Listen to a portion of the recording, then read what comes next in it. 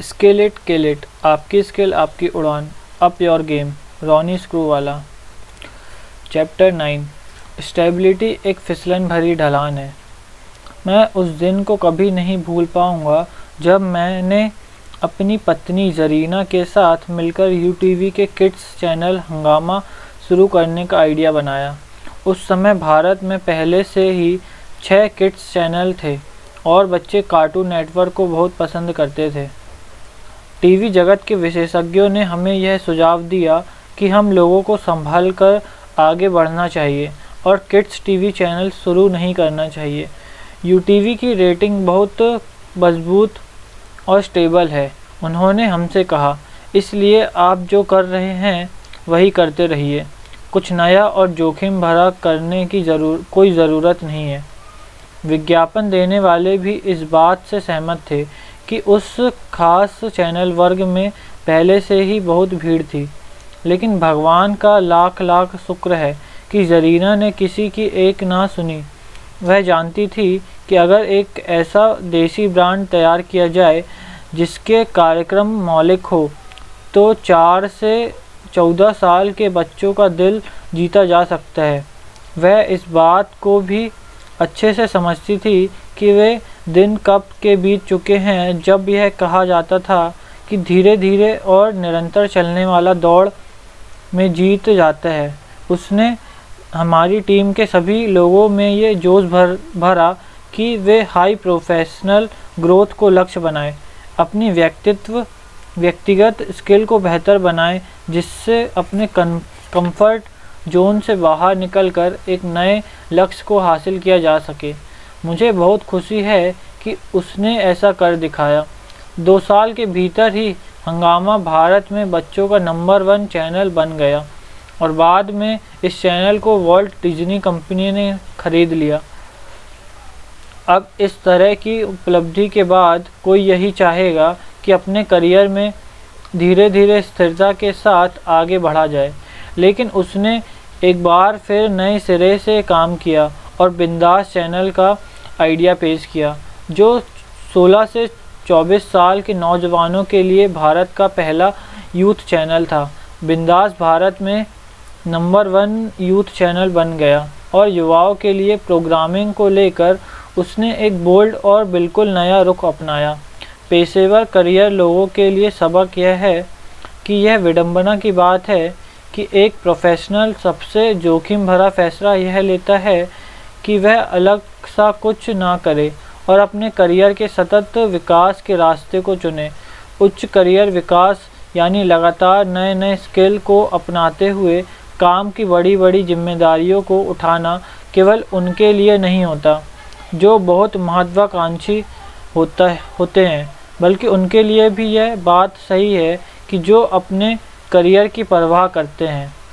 क्या स्थिर करियर विकास अभी भी संभव है? ऐसा कौन होगा जिसे करियर में एक स्थिर विकास अच्छा नहीं लगता होगा? किसको अच्छा नहीं लगेगा, है ना? सुनने में यह कितना सुकून से भरा लगता है, एकदम चाक चौबंद। हमें अचानक कोई झटका नहीं लगता। धीरे धीरे और सतत तरीके से पेशेवर विकास यानी जीवन में एक अनुमानित और गारंटी शुदा नतीजा कितना अच्छा है। सबसे सुरक्षित यह होता है कि किसी अच्छी कंपनी में सुरक्षित नौकरी की जाए। 9 साल से काम करते हुए मैंने काफ़ी सेविंग कर ली है और यह मेरे भविष्य के लिए काफ़ी है। किसी बड़ी कंपनी में काम करने का सबसे अच्छा पहलू यही होता है कि आपको इस बात का डर कभी नहीं लगता कि कंपनी डूब जाएगी। बस अपनी एक रूटीन बनाए रखिए और आप सुरक्षित रहेंगे। नंदिता, 33 वर्ष, PR प्रोफेशनल, दिल्ली। मेरे ख्याल से नंदिता ने जो बात कही वह हमारे माता पिता या दादा दादी के ज़माने में भले ही सही रही हो, लेकिन 21वीं सदी में स्थिरता को आसानी से उपलब्ध मानकर नहीं चलना चाहिए। साफ शब्दों में कहूँ तो स्थिरता फिसलन भरी ढलान होती है। जरा देखिए कि किस तरह से पूरे उद्योग जगत में उतार चढ़ाव हो रहा है। अगर व्यवसाय जगत या कंपनी में ही स्थिरता नहीं रहेगी तो आपकी नौकरी कैसे जारी रह सकती है? इसके बारे में सोचिए। आप विचार करेंगे तो आपको तुरंत समझ आ जाएगा कि अपने आप को विकसित करना ही असल में अपने करियर और नौकरी को सुरक्षित बनाए रखने का सबसे अच्छा तरीका है। सवाल यह है, क्या ऐसी नौकरियां आज भी बची है जिनमें सतत ढंग से विकास होता हो? यह सवाल अच्छा है।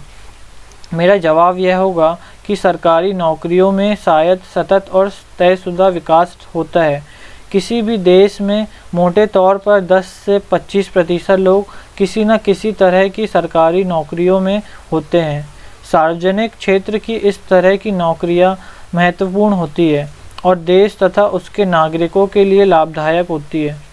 लेकिन अहम फ़र्क यह होता है कि सरकारी नौकरियों का अपना एक ढांचा होता है। उसमें धीरे धीरे बढ़ने वाला करियर होता है जिसको आपको पार करना होता है। फिर करियर का सतत विकास उन लोगों के लिए अच्छा है जो सरकारी नौकरी में जाते हैं, लेकिन हमारे समाज के 75% लोग जो निजी क्षेत्र में काम करते हैं उनके लिए अलग तरह के अप्रोच की ज़रूरत होती है। 10 के स्केल पर 5वीं जगह होना सबसे खतरनाक होता है। अगर आपने मेरी पिछली किताब dream with your eyes open पढ़ी हो और कोई आपको यह कहे कि 10 में से आप इस किताब को कितनी अंक देना चाहेंगे, तो प्लीज़ 5 अंक मत देना, बल्कि मैं तो यह कहूँगा कि रॉनी, आपकी किताब इतनी ख़राब लगी कि मैं 2 नंबर दूंगा बजाय 5 अंक देने के। क्यों? क्योंकि 2 का मतलब यह है कि कम से कम उस किताब ने प्रतिक्रिया लिखने के लिए उकसाया तो, चाहे नकारात्मक ही सही। लेकिन 5 तो बिल्कुल नहीं। स्केल के बिल्कुल बीच में होने का मतलब यह हुआ कि वो आपको ना तो पसंद आई, ना आपको उसको पढ़कर नफ़रत हुई। दूसरे शब्दों में, आपने दोनों तरह से किताब की परवाह नहीं की। 5 एक भुला देने वाला अंक होता है। यह किसी भी तरह से अलग जैसा नहीं हुआ। अब इसी आइडिया को अपनी नौकरी के ऊपर लागू करके देखिए। बहुत से लोग रोज़ इसलिए नौकरी पर जाते हैं ताकि 10 में से 5 अंक हासिल कर सकें। वे यह कोशिश नहीं करते कि सकारात्मक या नकारात्मक रूप से अलग जैसा दिखे। वे यह नहीं चाहते कि कोई उनको अच्छे या बुरे के रूप में जाने। उनके हिसाब से इस तरह से अनजान रह जाना करियर के लिए सबसे सतत और सुरक्षित अप्रोच होता है। लेकिन सच बात यह है कि सच में कुछ भी दूर नहीं हो सकता, खासकर ऐसे पेशेवर लोगों के लिए जो अपने करियर के मध्य में हैं, जो 10 या उससे अधिक सालों से काम कर रहे हैं। इस बात को मैं एक उदाहरण से समझाता हूँ। निजी रूप से मुझे इसमें कोई नुकसान नहीं लगता कि कोई लो प्रोफाइल रहे। जब अप्रेज़ल का दौर आता है तो मुझे प्रदर्शन के आधार पर सबसे अच्छी समीक्षा नहीं मिलती, लेकिन मेरे प्रदर्शन को सबसे कम ग्रेड भी नहीं मिलता। इसका मतलब यह हुआ कि मैं अपने काम में ना तो बहुत अच्छा हूँ ना बहुत ख़राब, जिससे मुझे अच्छा लगता है। सूजल, 26 वर्ष, IT पेशेवर, पुणे। इसलिए मैं सूजल और तमाम कामकाजी पेशेवर से कुछ कहना चाहता हूँ। जब कोई बॉस अपने कर्मचारियों का विश्लेषण करता है तो यह अपने कर्मचारियों को 2 तरह के समूहों में बांटता है, एक जो बहुत अलग से होते हैं और दूसरे जो बहुत अलग से नहीं होते। जो समूह बहुत अच्छा नहीं होता है उसके बारे में बॉस यही सोचता है कि ये लोग कंपनी के लिए कुछ खास कर नहीं रहे, तो क्यों ना इनकी जगह नए लोगों को काम पर रख लिया जाए। और यही से ऐसे पेशेवरों के लिए खतरा पैदा होना शुरू हो जाता है जो अपने करियर के बीच में होते हैं और जिन्होंने अपने आप को थोड़ा अपग्रेड नहीं किया होता। उनका वेतन ज़्यादा होता है, जिसका मतलब यह हुआ कि उनको काम से निकालकर उनके स्थान पर युवा आदमी को कम वेतन पर रखने से कंपनी को काफ़ी फ़ायदा हो सकता है। दूसरे शब्दों में, बजाय इसके कि अधिक जिम्मेदारियां उठाते हुए और लाइफ लॉन्ग लर्निंग के माध्यम से लगातार नए स्किल सीखते हुए करियर के बेहतर विकास के अप्रोच के साथ अपने करियर में बहुत अच्छा होने की कोशिश ना करके सतत और सुरक्षित बनने की कोशिश में वे असल में अधिक खतरनाक स्थिति में आ जाते हैं। इसके लिए विजय शेखर शर्मा के कुछ मुख्य मानदंड हैं। अपने करियर के शुरुआती दिनों में आप प्रयोग कर सकते हैं, लेकिन एक बार जब आप अपने कामकाजी जीवन के 5वें से 7वें साल में आ जाते हैं तो आपको इस बात की चिंता करनी शुरू कर देनी चाहिए कि वेतन और पद के लिए नौकरी छोड़कर कहीं आप गलत जगह तो नहीं जा रहे। सतत भाव से अधिक तेज़ी से विकास को सीखने के बारे में आपको सोचना चाहिए।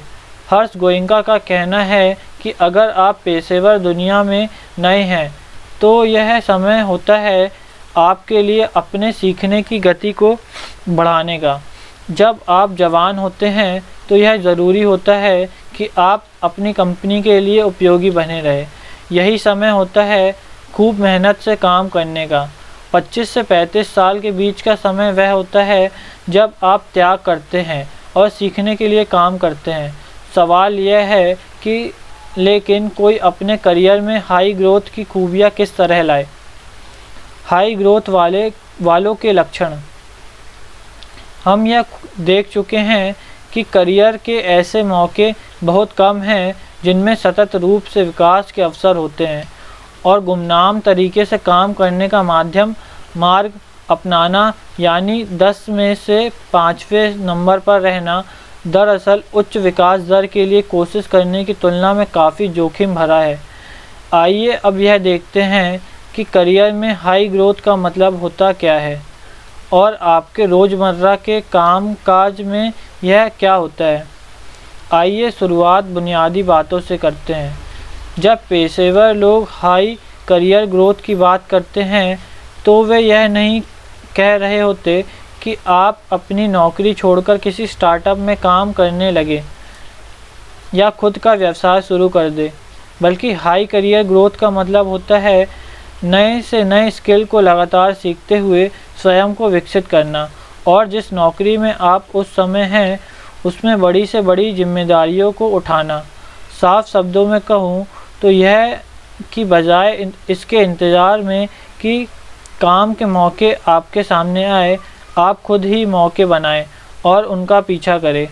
हम में से ज़्यादातर लोग और अधिक प्रयास करने से हिचकते हैं। यही से ठहराव शुरू हो जाता है।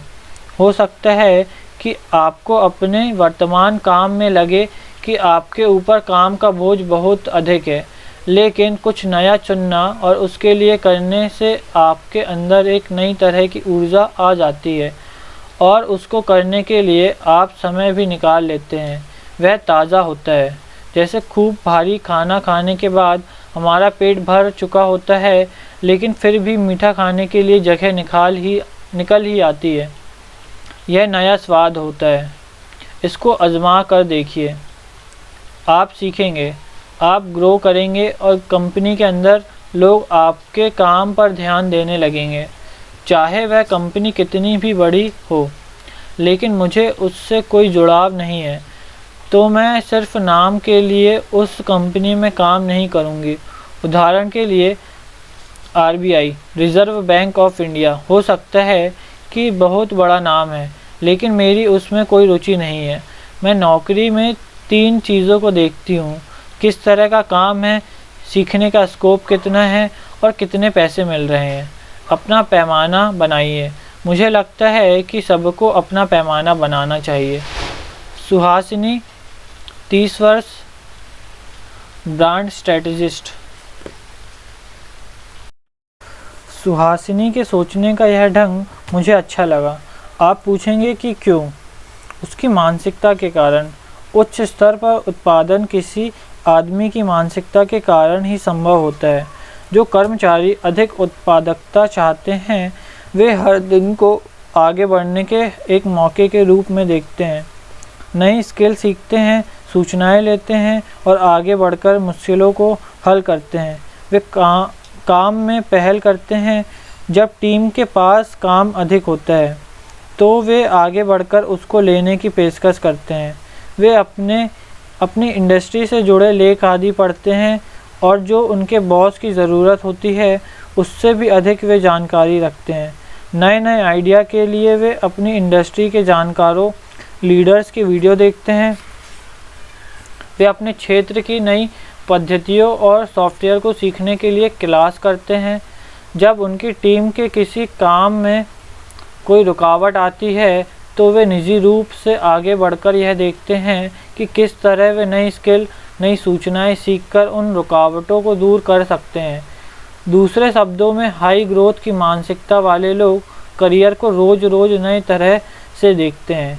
करियर को तेज़ी से विकास एक बार की घटना नहीं होती, यह अलग थलग रहकर नहीं होती।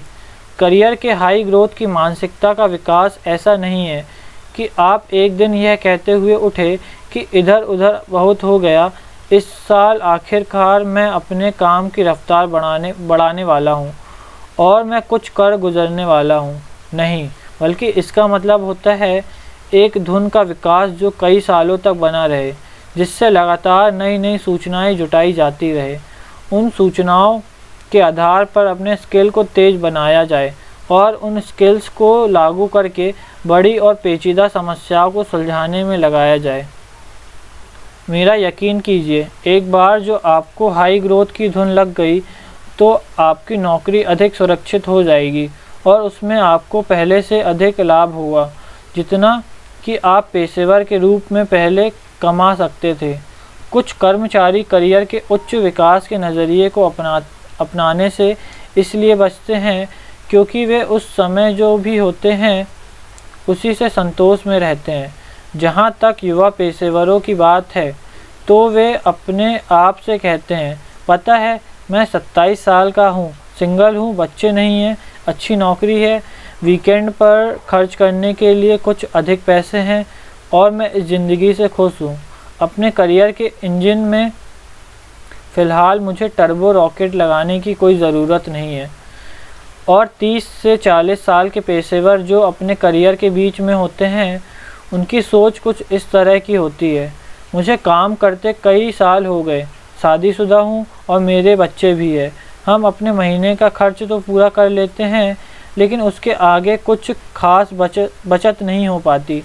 फिर भी नए स्किल के विकास में के बजाय मैं अपने परिवार के साथ समय बिताना पसंद करूँगा।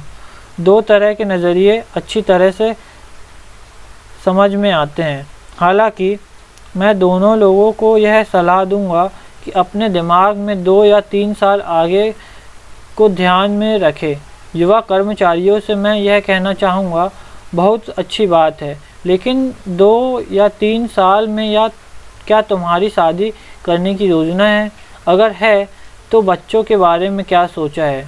और तुमको क्या लगता है कि तुम और तुम्हारी पत्नी इसी एक आदमी के रहने लायक फ्लैट में अपने बच्चे को बड़ा करना चाहोगे? सवाल यह नहीं है कि इस समय आप अपनी नौकरी में कहाँ हैं, बल्कि अगले कुछ सालों में आप कहाँ होंगे। आपके खर्चे 2 गुना हो जाए या शायद 3 गुना, लेकिन अगर आप अभी से अपने काम में आगे बढ़कर काम करेंगे तो अपने परिवार को पालने के लिए बेहतर हालत में रहेंगे। इसी तरह जो पेशेवर अपने करियर के मध्य में हैं, उनके लिए मैं कहूँगा पारिवारिक जीवन फ़िलहाल ठीक ठाक है, लेकिन तब क्या होगा जब बच्चे कॉलेज जाने लगेंगे या जब उसकी शादी का खर्चा आएगा।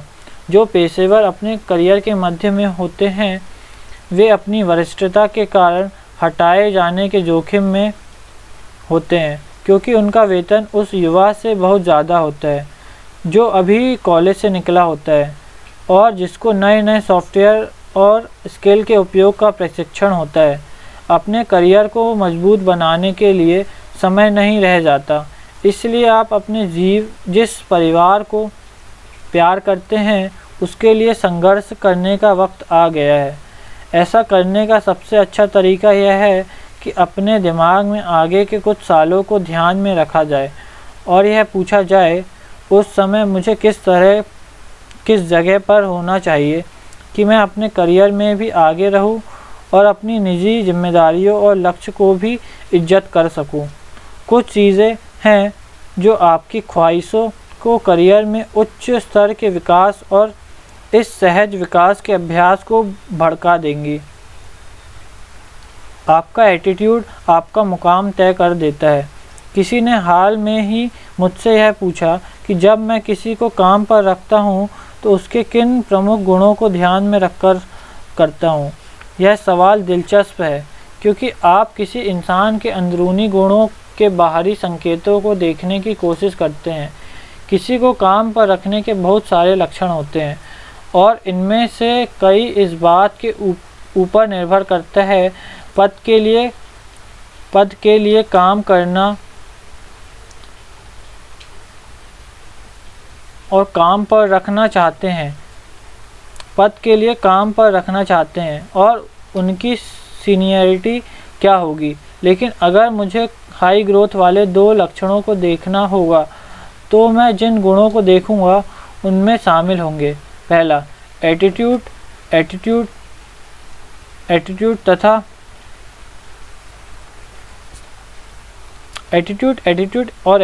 तथा जो समाधान पेश कर सके। हाई ग्रोथ वाला एटीट्यूड वह होता है जिसमें इंसान अपने सहकर्मियों को सुनता है, मेहनत से तैयारी करता है और लगातार नई सूचनाओं और आइडिया और स्किल को जुटाता रहता है, जिससे कि कंपनी की ओर से उसको जो भी काम दिया जाए, जो भी चुनौती मिले, उसका अच्छी तरह से बेहतर ढंग से पूरा करने की कोशिश करे।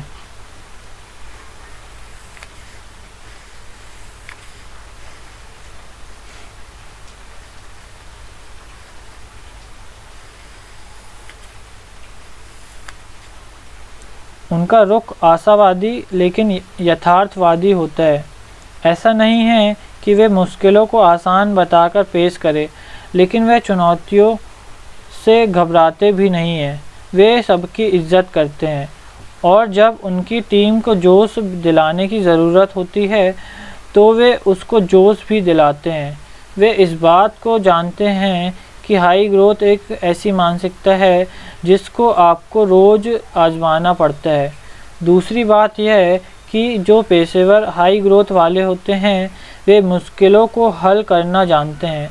वे कंपनी की चुनौतियों को समझते हैं और उसका मुकाबला करते हैं। मुश्किलों को हल करने वाला इंसान वह होता है, उसके डीएनए में यह होता है, वह टीम की समस्याओं को अपना लेता है। उनका रुख यह होता है कि सब मुश्किलें मेरी है और मैं इसको सुलझा दूंगा। मुझे जिम्मेदारियों से डर नहीं लगता क्योंकि टीम की सफलता मेरी जिम्मेदारी है।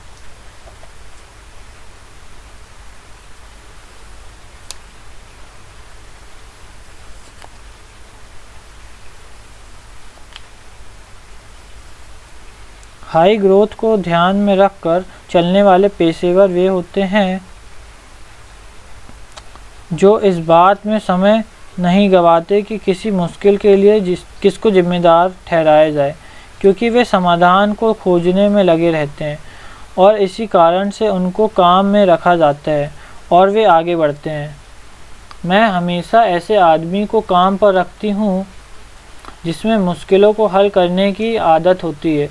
बायोकॉन की किरण मजूमदार शॉ ने कहा, यह एक सांस्कृतिक चीज़ है जिसमें मैं ऐसे लोगों को रखती हूँ जो अपनी जिम्मेदारियों को समझते हैं, मुश्किलों को हल करते हैं और आगे बढ़ जाते हैं। उनका कहना है कि उनका लक्ष्य यह नहीं है कि उनकी कंपनी टास्क पूरा करने वालों की कंपनी बन जाए जिसमें लोग बस आदेश लेते हों। यही कारण है कि वह ऐसे लोगों को काम पर रखती है जो हाई ग्रोथ के लिए मुश्किलों को हल करते हैं। रवैया और मुश्किलों को हल करना हाई ग्रोथ वाले पेशेवरों के ये 2 चमकदार गुण होते हैं। 5 मूल बातें। पहला, एक स्थिर करियर की राह का कोई नज़दीकी का उदाहरण है तो वो सरकारी नौकरी है। दूसरा, यह अच्छी बात है कि बहुत से लोग सरकारी नौकरी करना चाहते हैं, जो अच्छी बात है, लेकिन बाकी लोगों के लिए हाई ग्रोथ की रणनीति ज़रूरी होती है।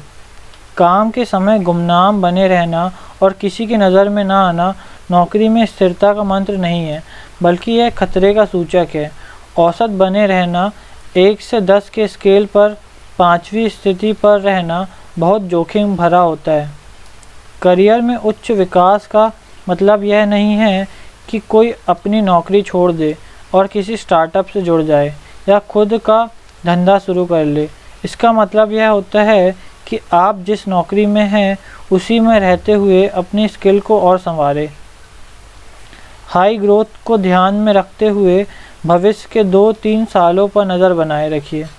इसके बाद अपने आप से पूछिए कि क्या आपके करियर में इतना विकास हो रहा है कि आप अपने भविष्य की निजी जिम्मेदारियों को संभाल पाएंगे। जब करियर के हाई ग्रोथ की बात आती है तो आपका एटीट्यूड आपके मुकाम को तय करता है। आपको कितना ऊंचा जाना है यह आपके ऊपर निर्भर करता है। कदम बढ़ाइए, थोड़ी और जिम्मेदारी लीजिए और समाधान पेश करने वाला बनिए, जो इस बात का साफ संकेत है कि आप अपने करियर में हाई ग्रोथ चाहते हैं। ऐसा करके देखिए और आप अपने आप को मजबूत होते हुए पाएंगे। और आखिर में जैसा मेरा मंत्र है, अगर आप सच्चे लाइफ लॉन्ग लर्नर हैं तो आपको ज़्यादा फिक्र करने की ज़रूरत नहीं है। Call to action. मैंने अपनी ज़िंदगी, काम, व्यक्तिगत प्राथमिकताओं, जुनून और शौक़ को पूरा करते वक्त हमेशा ही मोर्चे पर रहकर काम किया है। इसलिए आज ही इस बात का फैसला कीजिए, क्या आप लीड करते हुए, अपने भाग्य का खुद निर्धारण करते हुए, काम की जिम्मेदारी लेते हुए, बगैर समय गंवाए हुए और बगैर किसी को दोष देते हुए फ्रंट फुट पर खेलना चाहते हैं या बैक फुट पर खेलते हुए पिछलग्गू बनकर स्थिरता और सुरक्षा का नकली एहसास पाले हुए रहना चाहते हैं, जो कभी भी खारिज किया जा सकता है, क्योंकि आपका उठाया हुआ हर कदम आपका अपना नहीं है। याद रखिए कि बैक फुट पर चलने का मतलब यह होता है कि आपके करियर का हर कदम आपके शरीर का पूरा वज़न उठा रहा है, जबकि फ्रंट फुट का मतलब यह होता है कि आपके शरीर का आधा वज़न आगे की रफ्तार के साथ होता है और सकारात्मक दिशा में होता है। आपको पता है ना कि ये कहावत क्यों बनी है कि there is no free lunch, मुफ्त में कुछ नहीं मिलता। या यहाँ कहने का मतलब यह है कि आप जो भी चाहते हैं, जिसके लिए आप काम करते हैं, आपकी जो भी महत्वाकांक्षा होती है, उसकी एक कीमत होती है, उसका एक बिल होता है। जो लोग अपने काम में सफल होते हैं वे इस बिल को अदा करने के इच्छुक होते हैं। मैंने अक्सर इस तरह की झूठी बातें सुनी हैं कि मेरे अंदर जुनून है, मेरे अंदर कुछ कर गुजरने की आग है, मेरे अंदर बहुत महत्वाकांक्षा है, इसलिए मुझे सफलता मिलेगी। मैं इतनी मेहनत से काम करता हूँ कि मुझे सफलता ज़रूर मिलेगी। अफसोस के साथ कहना चाहता हूँ कि इन बातों का कोई मतलब नहीं होता, और इस किताब में आपको यह बताना मेरा काम है कि यह सब इस पर निर्भर करता है कि क्या आप कीमत चुकाने के लिए तैयार हैं। तो फिर आपके चेहरे पर मुस्कान कायम रहेगी हमेशा, क्योंकि चाहे कितना भी जुनून हो, ख्वाहिश हो या जुगाड़, कोई उसकी जगह नहीं ले सकता कि आप सफलता की उस कीमत को चुकाने के लिए तैयार है या नहीं। और हाँ, मुस्कुराहट भी बहुत मायने रखती है।